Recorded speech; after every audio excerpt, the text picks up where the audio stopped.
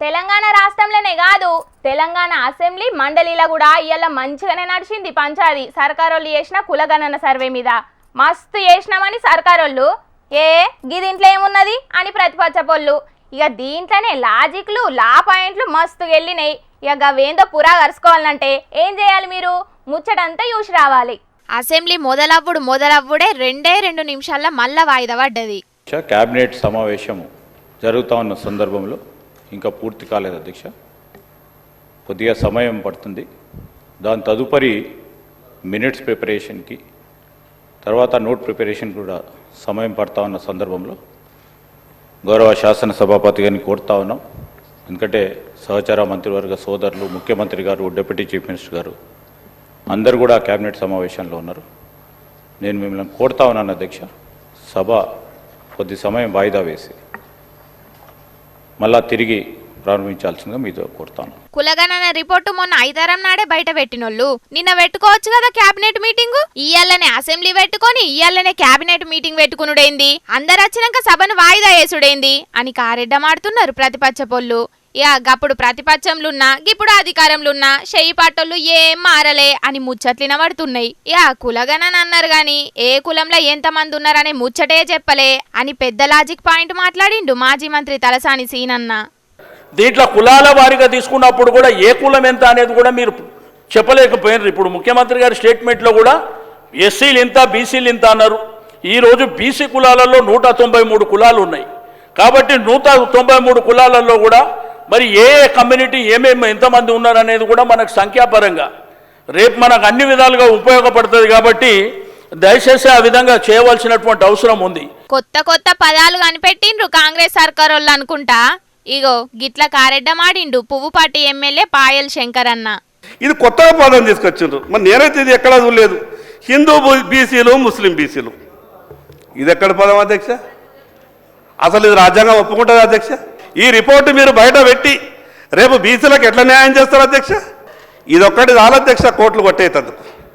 ఇక రావాధ్యక్ష రిజర్వేషన్లు రావాధ్యక్ష కోర్టు ఒకసారి హైకోర్టు అయినా సుప్రీంకోర్టు అయినా హిందూ బీసీ ముస్లిం బీసీ అనే పదం వాడిండ్రు అని ఒక్కసారి మామూలు వ్యక్తి ఒక పిటిషన్ ఎత్తేదారు అధ్యక్ష వారం రోజులు ఇది కొట్లు పోతాయి అధ్యక్ష సరే ఇది ఎట్లన్నా కొట్టేసేది కదా ఇది ఒక రోజుకి అసెంబ్లీకి కదా ఏదో 4 కాగితాలు పెట్టేది కిరికిరి పోతుంది రేపో మాపో ఎలక్షన్ చేయాలని చెప్తున్నారా మాకు అర్థమైతలేదు ఏదో ఎట్టికే పెట్టిండ్రు తప్పితే నిజంగా బీసీల మీద పాయిరం లేదట షెయిపాటోళ్లకు ఇక 2014కు ఇప్పటికి పోల్చుకుంటే లెక్కలు తప్పులున్నాయి అనుకుంటా కూడా గరమైండు ఎమ్మెల్యే పాయల్ శంకర్ అన్న 2014లో ఉన్నటువంటి ఓసీల సంఖ్య 8% ఉంటే 24లో 13.5% ఎట్లయితుంది 14 ఏళ్లలో మా బీసీల సంఖ్యనే ఎందుకు తగ్గింది మిగతా వాళ్ళ సంఖ్య ఎందుకు పెరిగింది కారుపాటి చేసిన సమగ్ర సర్వే రిపోర్టును బయట పెట్టాలే అని మాట్లాడుకొచ్చిండు సీఎం రేవంత్ అన్న వాళ్ళు సర్వే చేసినాం మేము ఒకటే రోజులు చేసినాం మేము చాలా పొడిచేసినాం చింపేసినాం లేనోడు లేనట్టే ఉన్నోడు ఉండాల్సిందే అని ఆ రోజు ఎంతో హడావిడి చేసారు తెలంగాణ మొత్తం బంద్ అన్నారు అధ్యక్ష 7 గంటల నుంచి 7 గంటలు 12 గంటలు చేసినామన్నారు ఈ డాక్యుమెంటును మంత్రివర్గ సమావేశంలో పెట్టి మంత్రివర్గం ఎందుకు ఆమోదించలేదు ఈ డాక్యుమెంటును 10 సంవత్సరాలు ప్రభుత్వంలో ఉన్న వాళ్ళు శాసనసభలో ఎందుకు ప్రవేశపెట్టలేదు ఈ డాక్యుమెంటుకు లీగల్గా ఇదే ఒకవేళ అయితే ఎందుకు ఈ ప్రభుత్వం ఈ నివేదికను బయట పెట్టలేదు అధ్యక్ష ఒక కుటుంబం ఎందుకు దాచిపెట్టుకున్నది డాక్యుమెంట్ను ఇక గాదాన్ని వెబ్సైట్ లో పెట్టినామని చెప్పిండు కేటీఆర్ అన్న చేసింది మొత్తం ప్రభుత్వ అధికారులే చేపించింది ప్రభుత్వమే yes it is an official document అందులో ఖచ్చితంగా మేము ఓపెన్ గా వెబ్సైట్ లోనే పెట్టినాం అసెంబ్లీలో కాదు చాటుమాటుకు కాదు పారదర్శకంగా వెబ్సైట్ పెట్టాం ఆ వెబ్సైట్ లోంచే పాయల్ శంకర్ గారు తీసుకున్నారు ఇగో గిదే మాట పువ్వుపాటి పాయల్ శంకర్ అన్న కూడా మాట్లాడుకొచ్చిండు 2014లో ఉన్నటువంటి సంఖ్య 2024కు వచ్చే వరకంటే 21 లక్ష తగ్గింది ఇది తప్పు కదా తెలంగాణ రాష్ట్రం వచ్చిన తర్వాత ప్రభుత్వం ఏ పార్టీది ఉన్నదనేది పక్కకు వెళదాం ఆ రోజు ప్రభుత్వం చేసినటువంటి డాక్యుమెంట్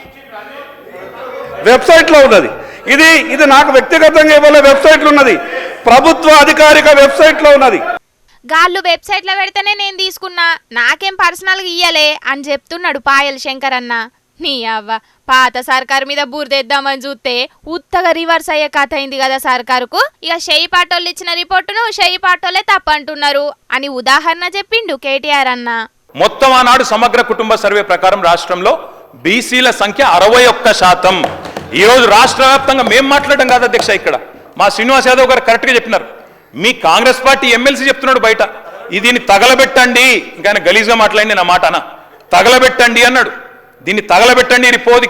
ఈ నివేదికను తప్పుల తడక అని కాంగ్రెస్ పార్టీ ఎమ్మెల్సీ చెప్తున్నాడు, మేం కాదు. ఇక సర్కారోళ్ళు ఇచ్చిన రిపోర్టును కాలబెట్టాలే అని షెయి పార్టీ ఎమ్మెల్సీనే అంటుంటే ఇక తతిమొళ్ళు ఎట్లా నమ్మాలే అని అడుగుతున్నాడు కేటీఆర్ అన్న. ఇక మొన్న చెప్పిన లెక్కలనే ఇప్పుడు చెప్తున్నారు తప్పితే ఏం చేస్తలేరు సర్కారోళ్ళు అని మండలిలో మాట్లాడింది ఎమ్మెల్సీ కవితక్క. మేము అనుకున్నది ఏంటంటే ఉత్తమ్ కుమార్ రెడ్డి గారు డేటా బయట పెట్టారు. ఈరోజు అసెంబ్లీలో ఆ డేటాతోని ప్రభుత్వం ఏం చేయబోతుందనే ప్లాన్ ఆఫ్ యాక్షన్ ఇస్తామని అనుకున్నాం.